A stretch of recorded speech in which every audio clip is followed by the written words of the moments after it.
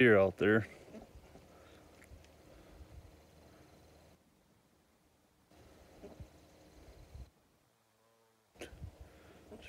Four of them out there. Second cutting's coming in nice. I figured I'd make a video kind of on them deer, I guess. Not sure how many of you know, but I'm in TB zone for Michigan, which basically means the DNR say that there's, I guess I shouldn't say the DNR say, I'm gonna try and be civil, I guess, with this. There's a lot of things I could say about it, but I'll try and keep it nice. The DNR and the USDA and MDARD, Michigan Department of Agriculture and Rural Development, say there's TB in our deer herd here where I'm located in Michigan. So, because I have over 5 head of cattle, so I'm not considered freezer beef operation, I have to test my cattle for TB every year. I have what they call an anniversary date, and before that anniversary date comes, every animal on my farm has to be tested for TB. And if I want to move cattle or sell cattle, I have to test them.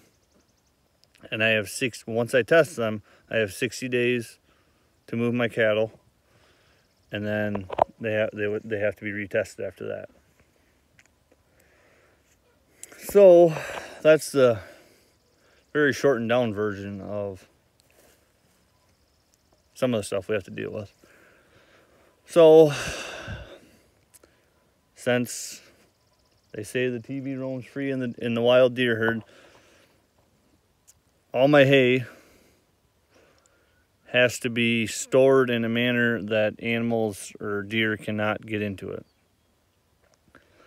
I can't store feed like these bales are here, these line wrap bales. I can't put dry hay like this, just open, with no wrap on it or nothing. I can do it with this baleage because everything's enclosed, and the deer can't get at it. Now they might say something about these end bales, these end cap bales. The deer can still get at them. They might tell me they don't really like that.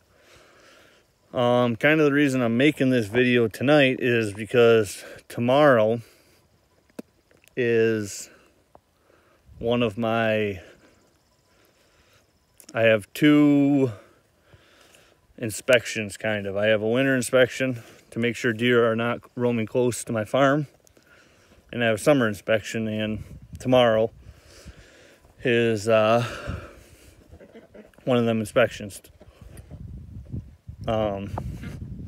These bales here, I'm sure they're gonna say something to me tomorrow about these bales being like this. These got hauled home from a field, and I haven't put them in the hoop barn, which right now is full of equipment. But tomorrow I need to get the equipment out of there, or this weekend, I guess. I'm not worried about getting it done before they come, and start putting hay in there. They don't want hay like this, can't be stored like that over winter. At least they don't want you to. And they have a set of rules and that you have to follow. And if you don't abide by them rules, if you were to come up TB positive, which we have had a few farms fairly close to here have TB.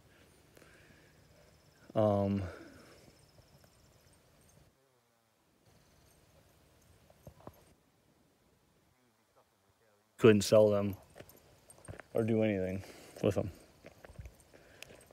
There is a couple packing plants that will take them, I think downstate, but of course you don't get market price for them.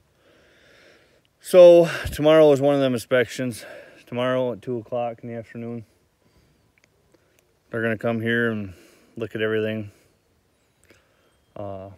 make sure there's no deer activity close to my barn. Now, like them deer I showed you out in the field, hayfield, they ain't gonna, I mean, that's not that big a deal, but it's deer up around my baleage bales or busting into them, or deer tracks around here. Now they do have a new set of rules they come out with, that there's certain things that I have to have done before January 1st, 2020 to be able to continue selling cattle on the open market like I do. So that's basically just a short and sweet version of it.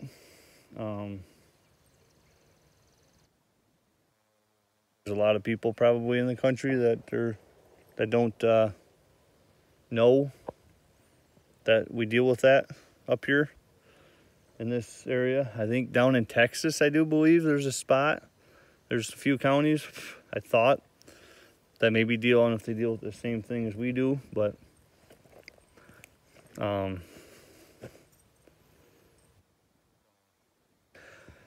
that's the short and sweet version of it. There's a lot more to it, like pasturing cattle. We can't pasture in the woods. We have to fence the woods out.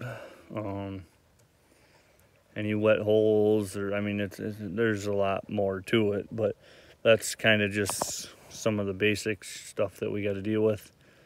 I got to put gates on the front of this hoop barn before January 1st. If you are going to store feed like this outside all winter long, you have to have a tall fence around it. Now, there's a couple dairy farms, big dairy farms just down the road from me, that have a big, tall, probably 12, I don't know how tall it is, tall fence a deer can't jump around their farm. I didn't want that. I don't want to feel like I'm living in a prison. I don't really, I mean, like the looks of it, they keep it up. It looks, I mean, it looks good, but I just didn't want that. So the other option was, I guess, put gates on the front of the hoop barn, which would be a lot cheaper. So just thought I'd make a quick video of sometimes. And I guess I could take you in the barn. I haven't showed you the cattle in a little while. I'll show you. Just got done buttoning things up here today. Checked the sorghum. The first field I planted behind my house here, and that is, according to the calendar, they say every 40 days cut it, or 40 inches. It'll be close. I figure next week I should be cutting it at 40 days.